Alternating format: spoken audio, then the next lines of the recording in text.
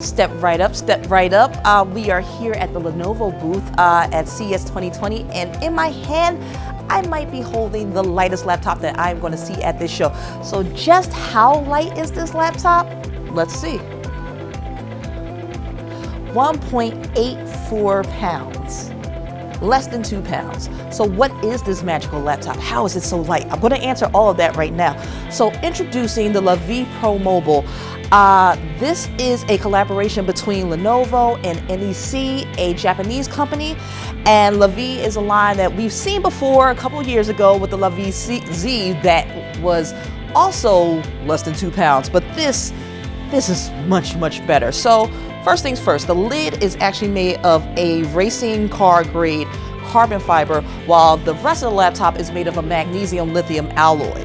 So inside, you get a lovely 1080p display. The keyboard is a little undersized in some places and mega sized in others, but it feels good so far. Like, I definitely want to get this in for review and do a few typing tests and see how I feel after writing a review on it.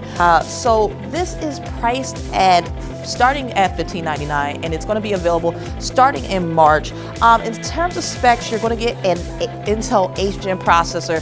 That's basically to make this laptop as light as it can possibly be.